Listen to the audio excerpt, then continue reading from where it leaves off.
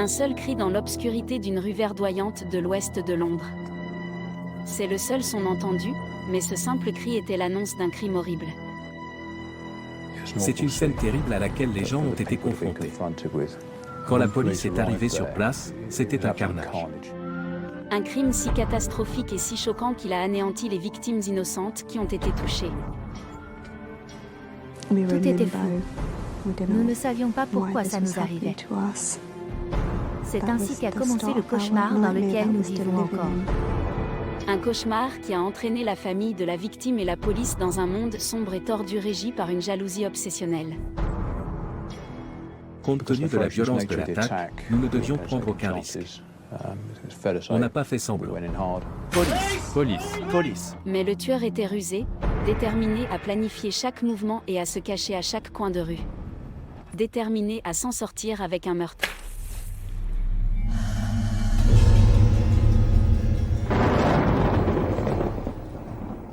Southall, une banlieue multiculturelle animée de l'ouest de Londres. Une terre d'accueil pour les familles indiennes comme les Shin, qui y ont élevé leurs 5 enfants, 3 fils et 2 filles, Anita et Geeta. Il est évident que Geeta et sa famille sont appréciés, aimés et respectés dans la communauté de Southall. Geeta était très populaire, elle avait beaucoup d'amis. Elle était très douée sur le plan scolaire. Elle aimait l'art. Avec elle, tout s'arrangeait avec un sourire. Il suffisait que je la regarde pour me mettre à rire. Sincèrement, Geeta et moi ne nous sommes jamais disputés. C'est la passion de Geeta pour tout ce qui touche à Bollywood qui a le plus rapproché les deux sœurs. Tu fais quoi? Allez, viens avec moi. Nous, peu importe où se trouvaient les stars de Bollywood, nous on y étions. Elle et moi, elle avait l'habitude de m'entraîner avec elle. 2, 3, 4. Tu vois, c'était vraiment bien. Geeta a quitté l'école en 1997 après son baccalauréat, et bien qu'elle ait poursuivi ses études, elle était prête à tout pour entrer dans le monde du travail. Elle a eu d'excellents résultats au lycée. C'était une élève brillante. Elle suivait un stage qui lui permettait d'étudier tout en acquérant de l'expérience au sein d'une très grande entreprise de fret aérien. Un an plus tard, en se rendant à son travail à la société de transport, Geeta a rencontré un jeune homme appelé Harpreet Olak. Et toi? Il était surnommé Sonny. Sonny a traversé le pays et a immédiatement disparu dans la communauté de Southall. C'est à un arrêt de bus de Southall qu'il a rencontré Geeta pour la première fois et qu'ils ont sympathisé. Hey, comment tu t'appelles? Allez. Ton nom, c'est tout ce que je demande. Geeta, il y a eu quelques rendez-vous. Je pense qu'ils ont commencé à parler vu qu'ils se croisaient toujours sur le même itinéraire. Ils se sont rencontrés ainsi. Mais ça n'a pas impressionné Anita que Geeta lui confie qu'elle avait commencé à fréquenter Sonny. C'était un fauteur de troubles. Tout le monde le connaissait. Il ignorait qui j'étais, alors je lui ai donné une tape. Il avait une grande réputation à Southall, mais c'est principalement lui qui disait ça. Il n'était pas un grand criminel. Il n'était ni gangster, ni trafiquant de drogue. C'était un délinquant de bas étage qui survivait en exploitant les autres. Vous auriez dû voir sa tête. Il ne comprenait pas. Nous savions tous qu'il faisait partie d'un gang et que lorsqu'il buvait, il en disait trop. Et le fait de rencontrer Sonny n'a pas amélioré son opinion de lui. Je l'ai rencontré à une fête. C'est le premier souvenir que j'ai de lui. Je l'ai tout de suite détesté. Il était ivre et n'arrêtait pas d'entrer dans les toilettes pour hommes. Et à chaque fois qu'il sortait, il semblait de plus en plus instable, les yeux injectés de sang. Je me suis fait une idée de ce qu'il faisait et de ce qu'il était, parce que quand je lui posais des questions, je n'obtenais pas de réponse directe. Il évitait les sujets les plus simples, comme « D'où viens-tu ? Dans quoi tu travailles ?» Sonny n'a pas fait bonne impression à Anita, mais sa sœur est tombée éperdument amoureuse. Gita était enthousiaste, mais à un jeune âge, vous êtes naïf, vulnérable, vous pensez être amoureux. Nos inquiétudes étaient normales à propos de ma sœur. Pourquoi tu ne travailles pas? Pourquoi tu ne cherches pas de travail plutôt que de faire le gamin, de vouloir sortir? Gita aurait à faire beaucoup mieux. Mais Gita s'installe rapidement avec Sunny. Il semblait que la jeune fille brillante et souriante s'éloignait de la famille. Nous avons essayé de l'approcher, mais il refusait. Nous voulions la voir, mais nous devions lui téléphoner. Nous avons dû lui demander la permission de parler à Gita. Lorsque la famille essayait de voir Gita, Sunny était toujours présent et faisait toute la conversation. Il a rapidement commencé à parler de mariage. Nous avons dit à ma sœur et à Sunny, quelle est l'urgence? Elle était encore si jeune pour se marier. C'était inutile. Mais il avait ce sentiment d'urgence. Nous sommes amoureux, c'est ça qui nous presse. Ma famille a dit, revenez à la maison et nous ferons les choses comme il faut. Nous vous marierons dans un temple. Mais Gita n'a pas écouté. Ils sont partis et ne nous ont pas dit quand ils se sont mariés. Elle était si jeune, elle avait la vie devant elle. Nous ne comprenions pas pourquoi ils voulaient se marier si vite. Le couple s'enfuit en Belgique, un acte qui finira par briser la vie de toutes les personnes impliquées. En 2000, Gita Shin, 20 ans, et son petit ami Harpreet Olak, 22 ans, également connu sous le nom de Sunny, s'enfuient en Belgique. Après leur mariage, le couple s'est installé aux Pays-Bas et a eu un petit garçon. Mais Gita se sentait coupable. Elle nous a écrit une lettre. Elle s'excusait auprès de mes parents pour ce qu'elle avait fait. Mais la lettre ne contenait pas de coordonnées. La famille de Gita souhaitait qu'elle rentre à la maison, mais elle n'avait aucun moyen de le lui dire. Puis Sunny nous a téléphoné pour nous dire qu'elle était déprimée sans nous. Ma mère a répondu, réservez-lui un vol dès que possible. Elle est donc revenue auprès de nous en Angleterre pendant environ un mois. Ayant repris contact avec sa famille, d'autres visites ont suivi. En 2001, les parents de Gita ont fait une suggestion. Mes parents lui ont dit, revenez, revenez pour de bon. Nous sommes une famille et nous vous soutiendrons. Ce que nous avons fait. Ils sont restés avec nous pendant un mois, puis mes parents leur ont trouvé un appartement. Mon père a fait en sorte que Sunny trouve un emploi. Mais il semble que Sunny n'était pas un adepte du travail. Je crois que pendant toutes les années où j'ai côtoyé Sunny, il a été employé 2 fois.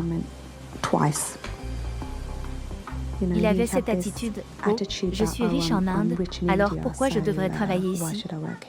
Il n'a pas soutenu sa famille. Il préférait traîner avec ses amis, voir, faire toutes sortes de choses. Alors que pour nous, la priorité absolue aurait dû être la famille. C'est simple. Gita et Sunny ont eu un deuxième fils en 2002. Gita voulait subvenir aux besoins de sa famille en reprenant le travail. Elle élevait ses enfants et allait quand même travailler pour subvenir aux besoins de sa famille, alors que Sunny se contentait de passer ses journées à la maison. Elle a travaillé dans un cabinet d'avocats, dans une agence de voyage et a finalement trouvé le travail de ses rêves. Elle est devenue réceptionniste à Sunrise Radio. Elle avait toujours voulu faire ça. En 2006, Gita a commencé à travailler comme réceptionniste à Sunrise Radio, la première station asiatique indépendante diffusée 24 heures sur 24 en Grande-Bretagne. Les stars de Bollywood passant fréquemment dans ses studios, c'était le travail idéal pour Gita. Quand on était jeune, on y allait à chaque fois qu'il y avait des célébrités de Bollywood. Elle devenait folle. Elle a fini par travailler dans cette station de radio et elle a adoré ça. C'était génial de la voir presque redevenir comme elle était quand elle était adolescente. Cela lui a donné une nouvelle vie. Non, ce n'est pas grave. D'accord, d'accord. Au revoir. Mais si Gita aime son nouveau travail, sa vie familiale est de plus en plus triste. Un profond fossé s'est creusé entre Gita et Sunny. Je suis l'homme, c'est comme ça. Il l'appelait pour savoir où elle était, ce qu'elle faisait. Il lui disait de ne pas porter certains vêtements. Parfois, il lui disait de ne pas sortir avec ses amis. C'était de la violence psychologique qui mine la confiance des gens et les empêche de sortir en public, de rencontrer des amis et d'avoir une vie normale. Dégage de ma vue, tu me dégoûtes. Elle ne voulait pas de cette vie. Elle voulait juste un peu de normalité. Elle ne voulait pas d'un mari qui arrivait tôt, ivre, et qui était viol. Je t'ai dit de me regarder. Écoute-moi. Un jour, Sonny s'est tellement mis en colère que Geeta a appelé la police. Viens ici, j'ai dit. Parfois, il s'emportait contre ma sœur. Elle avait appelé la police. Je les appelle. Donne-moi ce téléphone. Il l'avait maltraitée physiquement. Allô, police? S'il vous plaît. Pourquoi tu réagis comme ça? Déterminée à essayer de maintenir les choses en l'état, elle n'a pas porté plainte. Je voulais juste qu'il arrête de se comporter comme il le fait. Même si on lui demandait « ça va ?» Tout va bien à la maison, elle se contentait de sourire, de balayer la question d'un revers de la main. Selon moi, elle s'était fait une raison. Mais en 2009, après 9 ans de mariage, Geeta en a eu assez. Elle a finalement pris son courage à deux mains et a dit « Tu sais quoi ? Je ne me laisserai plus faire. » Elle lui a donc annoncé qu'elle voulait divorcer. Son mariage étant terminé, Sonny a quitté le Royaume-Uni en janvier 2009 et il semblait qu'il ne reviendrait jamais. Quand il est parti en Inde après leur séparation, elle était vraiment heureuse. Il a fait ses valises et est parti. Sa vie allait commencer à s'améliorer, elle repartait de zéro. Les enfants allaient à l'école à plein temps et elle ne devait compter sur personne. Elle jouissait d'une certaine indépendance et s'amusait. Elle était la fille pétillante qu'elle était à l'adolescence. C'était bon de retrouver Geeta. Elle a signé la demande de divorce le 7 septembre 2009, invoquant des violences verbales, des accusations d'infidélité et des violences domestiques. Cependant, le même jour, après une absence de 9 mois, Sonny est rentré d'Inde. Tout à coup, il est revenu, et cela nous a choqués parce qu'il lui avait dit « Je m'en vais. Je vais en Inde pour de bon. » Sonny était de retour et ne semblait pas vouloir que le mariage prenne fin. Il a pris soin de ne pas révéler où il logeait afin que les documents de divorce ne puissent pas être signifiés. Il avait élaboré ses propres théories sur les raisons pour lesquelles Geeta voulait divorcer. Hey, allez, c'est à vous que je parle. Qui êtes-vous? Elle ne me quittera jamais et ne prendra jamais mes enfants. Vous comprenez? Il s'est rendu à la station de radio et a parlé à ses collègues en les accusant d'avoir une liaison avec Geeta. Il était convaincu que Geeta avait une liaison. Sonny s'est lié d'amitié avec un autre membre du personnel de la station de radio et lui a demandé de découvrir si Geeta avait une liaison et avec qui. Cette personne n'a rien pu trouver contre elle. Il devient évident que Sonny n'a pas accepté le projet de divorce de Geeta. Elle avait peur d'être suivie chez elle. Une fois, elle a même dit à ses amis qu'elle avait été suivie à son retour du travail. Il était obsédé par elle. C'est ce qu'il était. Pour échapper à ses problèmes, Geeta s'est rendue en Inde le 26 septembre. Pendant son absence, Sonny s'est rendu à son appartement, à la recherche de preuves qu'elle avait un amant. Il a piraté ses emails et son compte Facebook, mais cela ne s'est pas arrêté là. Les relevés téléphoniques montrent qu'il a appelé Geeta plus de 400 fois en quelques mois. Elle ne l'a appelé que 2 fois. Un jour, Sonny a téléphoné à Geeta. Elle était dans un restaurant et Sonny croyait qu'elle avait une liaison. Geeta a dû passer le téléphone à une collègue de travail pour prouver qu'en fait elle déjeunait avec une collègue. Je ne suis pas avec un homme, je n'ai pas de liaison. Parle-lui et dis-lui que tu es avec moi. Allô? Chaque fois que le téléphone sonnait, elle avait trop peur pour répondre. Elle avait aussi trop peur de rater cet appel. Je ne sais pas ce qu'il lui disait, mais quelque chose l'effrayait dans ce qu'il disait.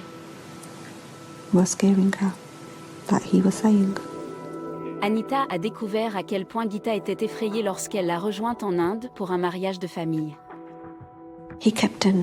Il n'a cessé de l'appeler et de la harceler. J'ai répondu au téléphone et il m'a dit « Je sais qu'elle a un petit ami et je vais le tuer. » Je vais le tuer et ensuite je vais la tuer. Vous savez, mon seul regret est d'avoir fait pression sur elle pour qu'elle aille à la police. Je ne sais pas ce qui l'en empêchait. Elle était manifestement effrayée, très effrayée. Les relations entre le couple sont devenues si tendues que Geeta a écrit un message inquiétant sur sa page Facebook. « Je n'ai jamais autant détesté quelqu'un comme toi. » Je sais qu'elle a parlé à ma mère et lui a dit « Tu ne sais pas, maman. C'est devenu un psychopathe. » Geeta était traquée et harcelée par le mari dont elle était séparée, mais n'osait pas aller voir la police. Cependant, en tant que mère célibataire très occupée, elle a dû persévérer. Le 16 novembre 2009, elle a quitté son travail comme d'habitude. À demain tout le monde. Elle se rendait à Greenford pour récupérer ses 2 garçons à la crèche.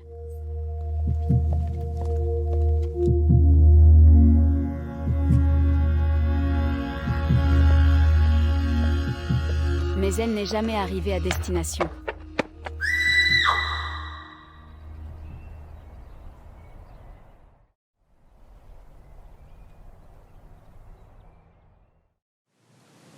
C'est ainsi qu'a commencé le cauchemar dans lequel nous vivons encore.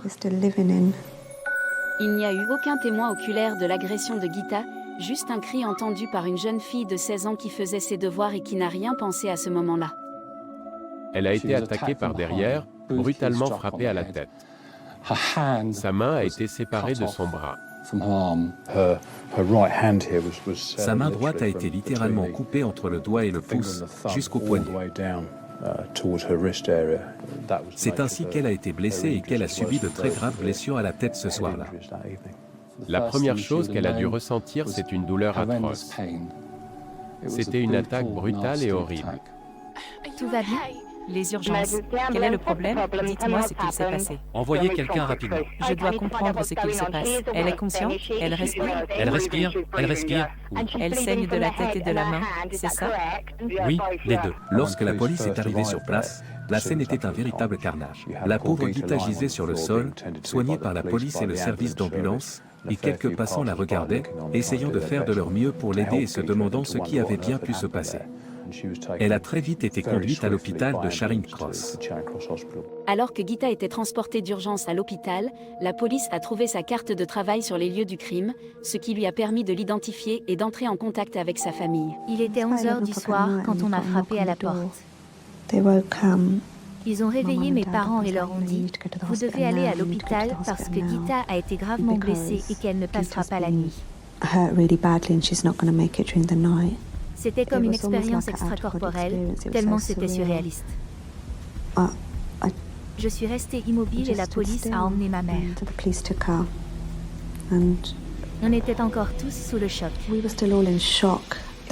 C'est là qu'on a reçu l'appel.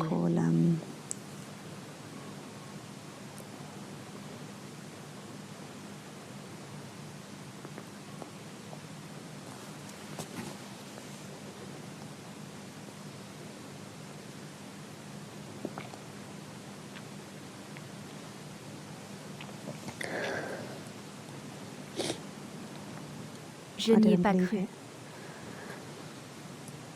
Je n'y ai pas cru. Je me suis dit qu'il devait y avoir une erreur. Ma mère raconte qu'à l'hôpital, ma sœur était en train de mourir, les yeux ouverts. Elle l'a appelée par son nom, Geeta, mais elle est décédée.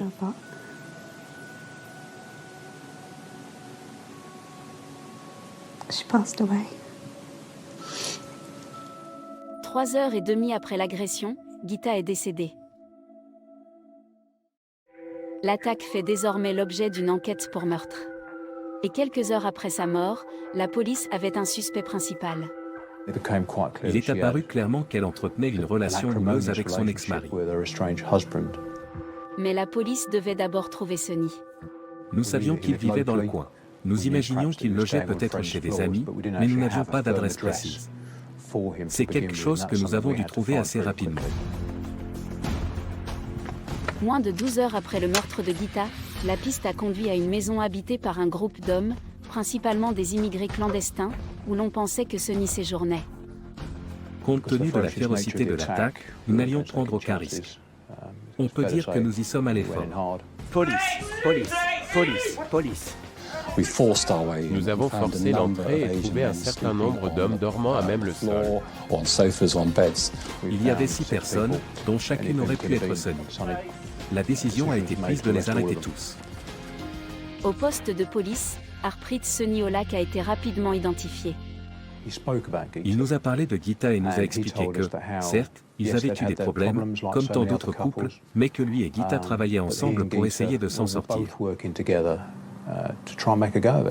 Je ne comprends pas comment c'est arrivé.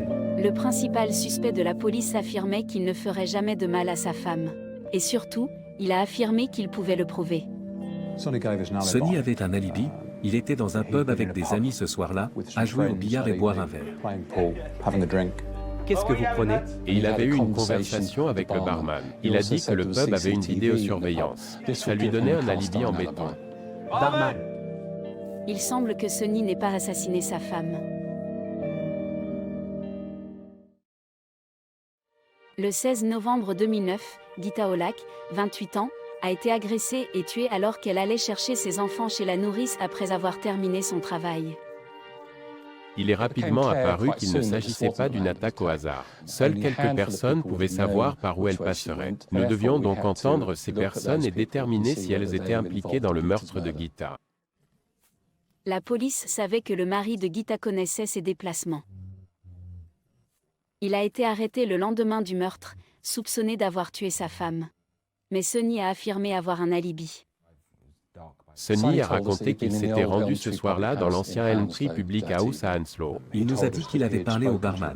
Il savait aussi que ce pub était équipé d'une vidéosurveillance et que l'un de ses amis avait payé les boissons avec une carte de crédit. La vidéosurveillance a confirmé qu'il s'y était rendu la veille au soir. Le barman se souvient également d'une conversation particulière qu'il a eue avec Sonny. Barman, vous prenez quoi les gars? C'est un bel endroit ici. Merci beaucoup. On dit que vous êtes le meilleur. Je suis le meilleur. Oui, c'est vrai. L'alibi de Sonny a été confirmé et il a été libéré. Mais le jour même de son arrestation, un témoin s'est manifesté. L'homme s'est présenté au commissariat de South Soul et a donné son nom, Jaswant Singh Dillon. Il nous a dit qu'il était là ce soir-là.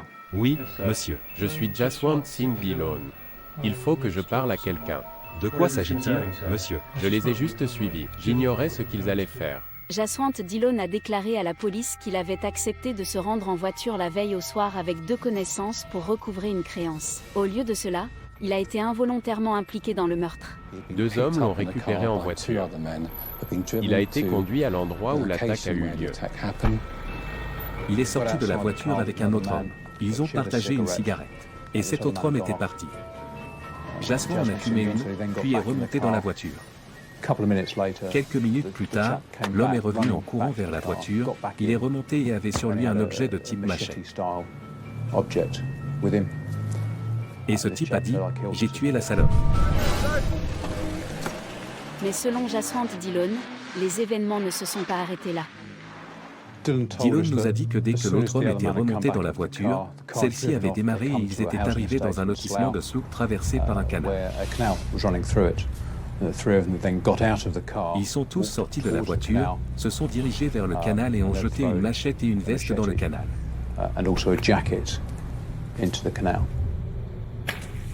En théorie, ces informations devaient conduire les inspecteurs directement à l'emplacement de l'arme du crime et dû au maculé de sang porté par l'homme qui avait attaqué Gita. Puis ils ont pris la M4, direction Londres. La voiture s'est alors engagée sur la bande d'arrêt d'urgence et le passager arrière a jeté ses baskets dans le sous-bois. Ils ont repris la M4 et roulé en direction de South Soul où Jaswant a été déposé. Moins de 24 heures après l'attaque, la police semblait disposer d'un récit complet de ce qui s'était passé la nuit du meurtre de Gita, à condition que Jaswant Dillon dise la vérité.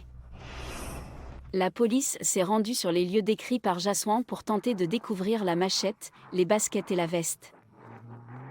Et Jaswant a continué à parler, donnant un nom à la police.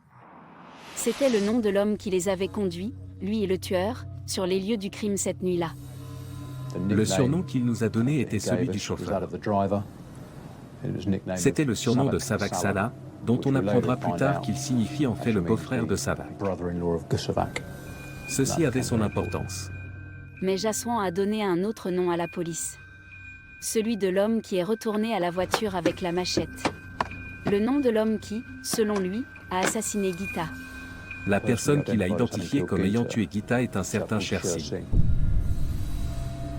La police avait d'abord soupçonné Sonny, mais son alibi avait prouvé qu'il n'avait pas tué sa femme. La police a reçu le nom et l'adresse d'un jeune homme accusé du meurtre de Gita. Le 19 novembre, à 5h30 du matin, nous sommes allés là où nous pensions que Sher-Singh se trouvait. Police. Sher-Singh. Sher-Singh. Sher-Singh. En entrant dans la maison, il y avait 5 personnes à l'intérieur, dont n'importe laquelle aurait pu être ce Sher-Singh. J'ai donc décidé de les arrêter tous les 5. Les hommes ont été emmenés au poste de police de Southall pour être identifiés et interrogés. Jaswant Dillon s'est avéré être un témoin fiable et son aide a permis de faire des progrès.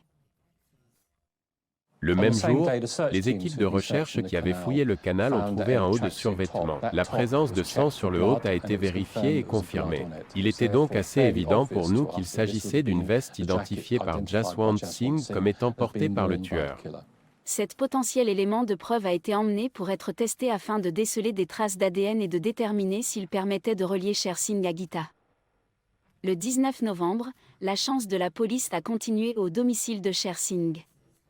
Nous avons ensuite quitté cette adresse pour retourner au commissariat afin de vérifier si nous avions déjà arrêté Sher-Singh. Nous avions laissé un policier sur place et alors que ce policier était là, le véritable Sher-Singh est passé par la porte d'entrée avec sa propre clé, s'est identifié et a été arrêté sur le champ. Placé en garde à vue, la police a commencé à percer le mystère qui entoure le suspect du meurtre. Sher-Singh avait 18 ans et il a dit qu'il n'était pas dans le pays depuis très longtemps, puisqu'il venait d'Inde. Lorsque Sher-Singh a été interrogé, il n'a répondu à aucune de nos questions. Il a toujours répondu, pas de commentaires, que ce soit de son propre chef ou par des conseils juridiques, mais il n'a répondu à aucune question. Mais leur témoin, Jaswant Dillon, a pu confirmer qu'il s'agissait de la bonne personne. Jaswant Singh Dillon l'a identifié comme étant la personne qui était revenue dans la voiture avec sa machette en disant « J'ai tué cette salope ». Jaswant s'est avéré essentiel à l'enquête. Tout ce qu'il avait décrit était vrai. L'analyse ADN de la veste a confirmé que Sher-Singh était bien l'homme qui avait brutalement assassiné Gita. Nous avions ce que l'on appelle l'ADN du porteur de Sher-Singh. Cela signifie que l'ADN provient soit du col, soit des poignets. C'était celui de Sher-Singh. Nous y avons également trouvé de l'ADN et des cheveux liés à Gita. Les analyses médico-légales ont prouvé que l'adolescent était impliqué dans la mort de Gita. Le 21 novembre, grâce à Jaswant Dillon, une autre découverte a été faite. Les baskets qu'il avait décrites ont été retrouvées à l'endroit où elles avaient été jetées. L'analyse de l'ADN a montré qu'elles appartenaient à Sher-Singh. 5 jours après sa mort, Sher-Singh a été accusé du meurtre de Gita et placé en détention provisoire. J'aimerais savoir ce qu'il ressentirait s'il s'agissait de sa sœur. Qu'est-ce que ça t'a fait de frapper 4 fois une innocente à la tête avec une machette? Qu'est-ce que ça t'a fait? Qu'as-tu ressenti en faisant ça? L'assassin de Gita est placé en détention. Le lendemain, la police a découvert l'arme qu'il a utilisée pour la tuer. Le 22 novembre, on a trouvé une machette dans le canal. Cette machette avait été aiguisée et était restée peu de temps dans le canal. Elle a été emmenée pour un examen médico-légal, mais en raison du temps passé dans le canal, tout le sang, l'ADN et les empreintes digitales ont été effacées. Jaswant Singh Dillon a contribué à l'arrestation de l'assassin de Gita. La description par Jaswant de ce qui s'était passé, de l'endroit où se trouvait la machette, la veste et les chaussures, ainsi que sa description de ce qui s'était passé sur les lieux correspondait désormais à ce que nous savions être vrai. Il a été un témoin très important pour nous. La police tenait son tueur, mais quelque chose dans ce crime ne collait pas. Ça ne ressemblait pas à un meurtre fortuit. Il ne semblait pas s'agir d'un vol qui avait mal tourné. Rien ne justifiait à ce moment-là que Sher-Singh veuille tuer Gita. Pourquoi l'adolescent aurait-il attaqué violemment une inconnue? La police a commencé à enquêter sur les antécédents de Sher-Singh pour tenter de découvrir un motif. Il est arrivé au Royaume-Uni en juillet 2009 avec un visa d'étudiant. Le visa de niveau 4 permet de venir dans le pays pour étudier et s'inscrire à l'université. Nous avons rapidement découvert qu'il s'était présenté le premier jour et qu'il avait ensuite disparu. Il n'a plus jamais étudié. Il faisait partie d'une escroquerie à l'immigration, mais rien ne le reliait à Gita. Pourtant l'attaque n'était pas fortuite. En étudiant les déplacements de Gita juste avant son assassinat, nous avons su qu'elle avait quitté Sunrise Radio vers 18h20. Puis qu'elle était montée dans le bus 105. La vidéosurveillance montrait qu'elle était descendue du bus. Sachant qu'il est environ 19h, un soir de novembre, il fait sombre. Elle est descendue, ce qui est compréhensible pour une femme seule, à un arrêt de bus assez bien éclairé, puis elle a pris le chemin, non pas le plus court, mais le plus éclairé, jusqu'à la crèche. Nous avons donc pensé que quelqu'un l'avait observée ou connaissait très bien ses déplacements. La police a commencé à se dire que si le tueur n'avait pas de mobile, quelqu'un d'autre en avait peut-être un. Cette personne aurait reçu des informations et aurait été chargée d'attaquer Gita Olar dans la rue, ce jour-là et à cet endroit. Les détectives soupçonnaient que Shersingh avait été chargé par quelqu'un d'autre de tuer Gita. Cette théorie a permis à la police de remonter jusqu'à son premier suspect. Nous n'avions aucun lien entre Shersingh et Gita. Le dénominateur commun était Sonny. Il était allé au pub et il n'y était pas allé seul. Nous devions donc vérifier s'il existait entre eux des liens qui auraient pu amener Sonny à demander à Shersingh de tuer sa femme. Si Sonny était impliqué, il avait soigneusement couvert ses traces. Mais la police a découvert des liens provisoires entre les deux hommes. Lorsque nous avons examiné le cas de Shersingh, nous avons découvert que le premier jour où il est entré au Royaume-Uni, l'adresse où il vivait était une adresse louée aux frères de Sonny. C'est là qu'on a trouvé notre premier lien réel entre eux. Le deuxième lien est apparu lorsque nous avons cherché à savoir exactement d'où venaient ces deux personnes en Inde. Si l'on considère l'ensemble de l'Inde, Shersingh et Sonny vivaient à 1,2 km l'un de l'autre dans une petite communauté agricole au fin fond du Pendjab. Ces découvertes laissaient supposer l'existence d'un lien, mais une autre avancée l'a presque confirmé. Sonny était impliqué dans l'escroquerie au visa qui avait permis à Shersingh d'entrer au Royaume-Uni. Lorsque ces jeunes gens arrivaient d'Inde, il leur trouvait du travail, les logeait et s'occupait d'eux. Ces types lui étaient redevables, lui devaient gratitude et faveur. La police a toujours soupçonné Sonny d'être impliqué dans la mort de sa femme. Ces coïncidences laissent supposer une amitié entre l'assassin de Gita et son ex-mari, ce qui a conduit la police à envisager le mobile du meurtre de Shersingh. Aurait-il pu tuer Gita au nom de l'honneur ? Le terme « crime d'honneur » s'applique à une personne qui est tuée parce qu'elle a jeté l'opprobre sur sa famille ou sa communauté. J'ai très tôt pensé qu'il s'agissait d'un crime d'honneur. Elle cherchait à poursuivre sa vie loin de son mari.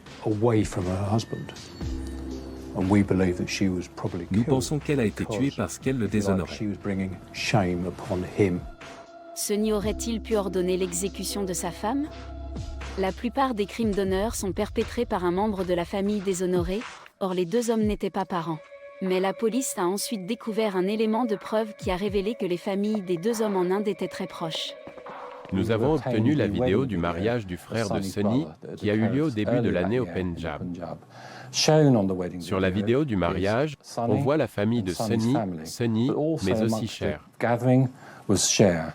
Dans la vidéo du mariage, on le voit danser avec le frère de Sonny. On le voit danser avec la mère de Sonny. Il était proche de Sonny et de la famille de Sonny. Mais un sentiment de loyauté mal placé n'est peut-être pas le seul mobile. Un témoin qui vivait à la même adresse que Shersingh a révélé un incident troublant qui s'est produit un mois avant le meurtre. Sonny était dans la maison, où il avait fait une offre franche à tous les colocataires présents, à savoir qu'il donnerait 5 000 livres à quiconque tuerait quelqu'un pour lui. Un travail assez simple. Vous devez juste tuer quelqu'un pour moi.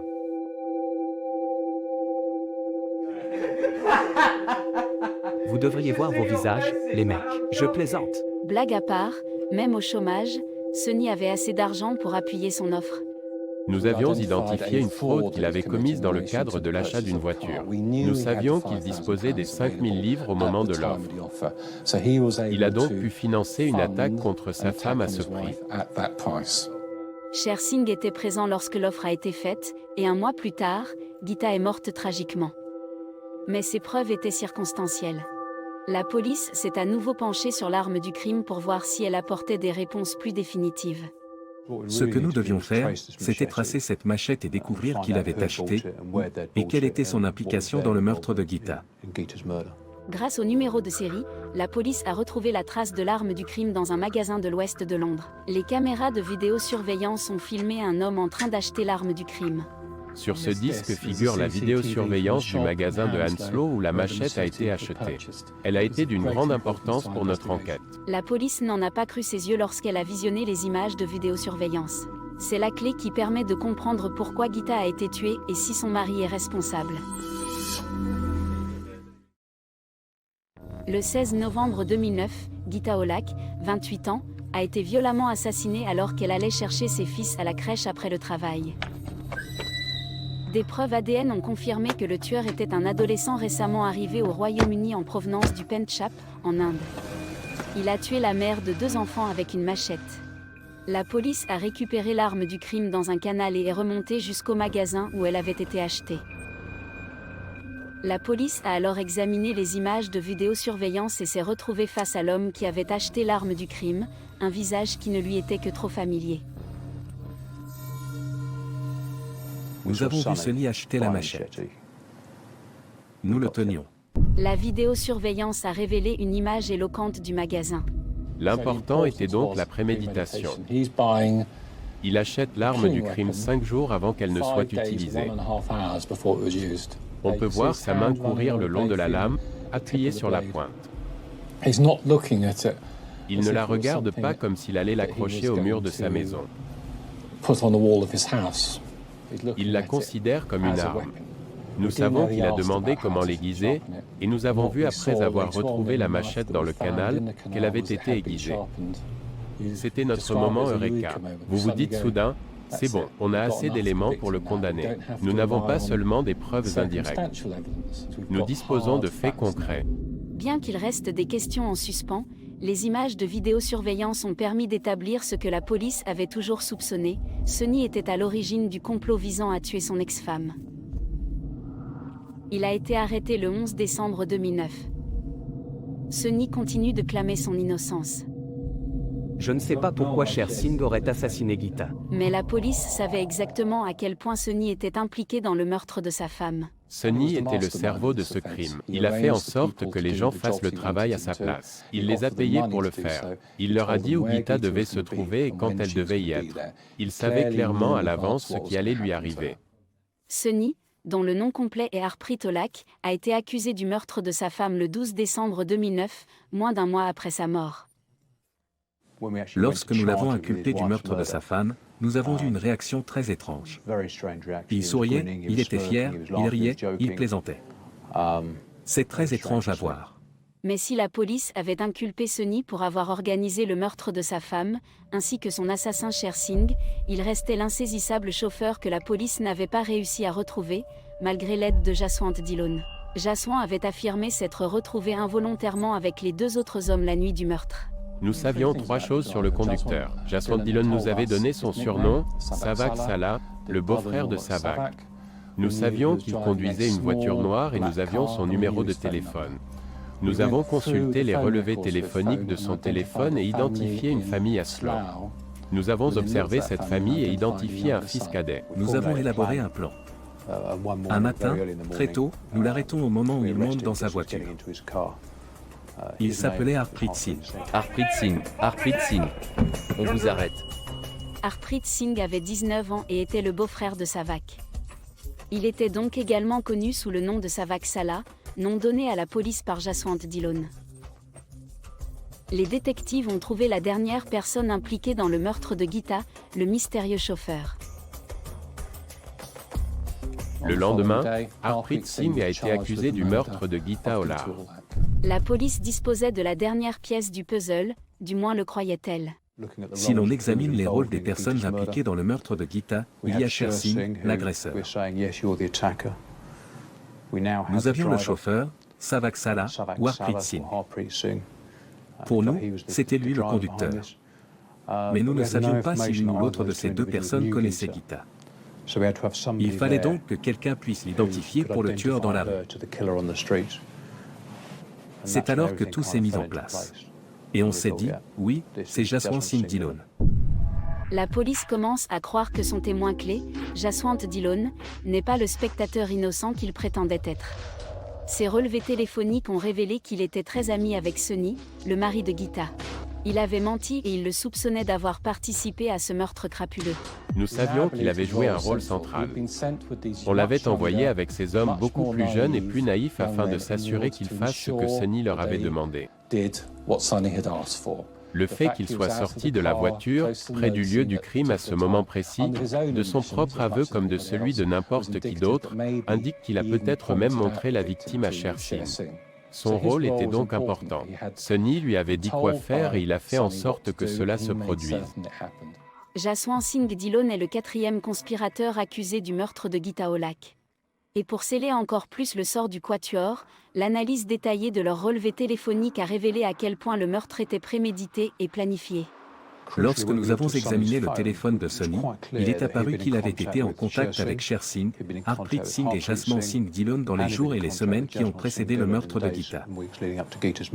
L'important, c'est que vers la nuit du meurtre, les choses se précisaient. Les contacts se sont multipliés entre eux. Après le meurtre, nous avons constaté une forte réduction des contacts. Les relevés téléphoniques ont non seulement montré que les 4 hommes avaient minutieusement planifié le meurtre, mais la police s'est aussi servi des 4 téléphones portables pour les localiser à des moments précis. Il nous est apparu clairement que Jaswant Singh Dhillon, Sher Singh, Harpreet Singh et très probablement Sher Singh étaient tous ensemble lors d'une réunion à Slough le 21 octobre.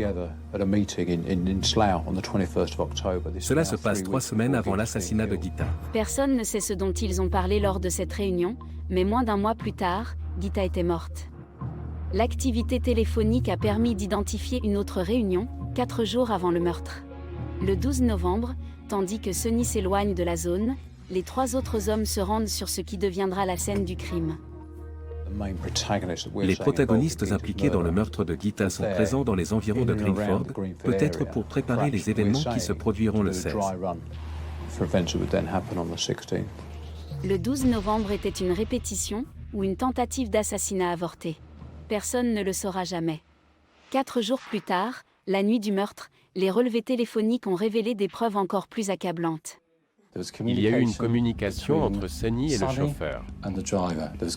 Il y a eu une communication entre le chauffeur et Jaswant Dhillon, ainsi qu'entre le chauffeur et Sher Singh. Nous avons donc eu l'impression qu'ils étaient prêts à se lancer et à commettre le crime. Nous avons ensuite examiné les mouvements des téléphones et nous avons pu les retracer depuis l'adresse de chacun d'entre eux jusqu'à la scène de crime. Ils sont sur les lieux pendant environ 1 heure et restent dans la même zone pendant toute cette période. À 19h04, un passant appelle la police au 999. En étudiant les appels téléphoniques passés peu avant, nous constatons qu'il y a eu communication entre Sunny et le conducteur. Oui, il était bien au pub au moment où Geeta a été tuée. Il était également évident qu'il recevait des appels téléphoniques. Ces appels entre Sunny et le conducteur indiquaient clairement à Sunny que le plan qu'ils avaient mis en place pour la tuer ou la blesser grièvement avait été exécuté. Allô? C'est fait? Les informations fournies par le téléphone portable ont permis de confirmer la relation entre les 4 hommes, puis de révéler la planification complexe du meurtre de la femme de Sunny. En octobre 2010, près d'1 an après le meurtre brutal de Geeta, les 4 hommes ont été jugés à Old Bailey. Ils ont tous plaidé non coupables. L'un de mes souvenirs du procès est d'avoir vu Sunny. Il envoyait des baisers vers la tribune du public où se trouvait la famille de Geeta. Il les narguait. Ils n'ont éprouvé aucun remords. Ils se serraient la main, se souriaient. Des vautours. C'est un homme qui a tué la femme qu'il aimait apparemment. Et il a privé la famille Shin de sa fille et d'une sœur. Un homme horrible. C'est presque comme s'il nous souriait. Vous savez, j'ai gagné, je l'ai eu. Lors du procès, la police a présenté un récit convaincant des faits.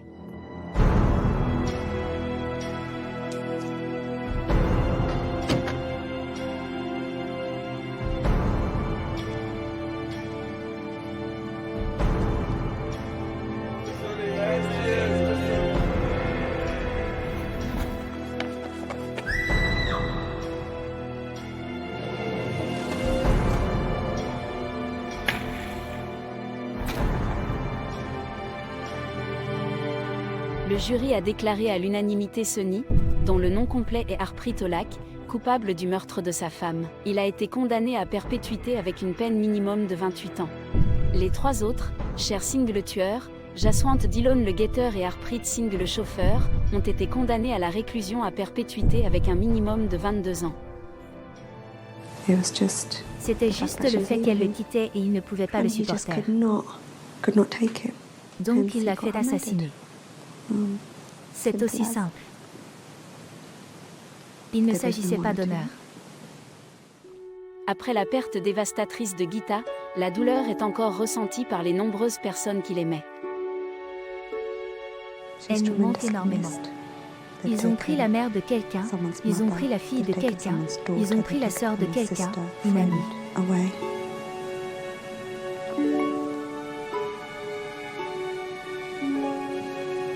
Et nous devrons vivre avec cette douleur pour le reste de notre vie.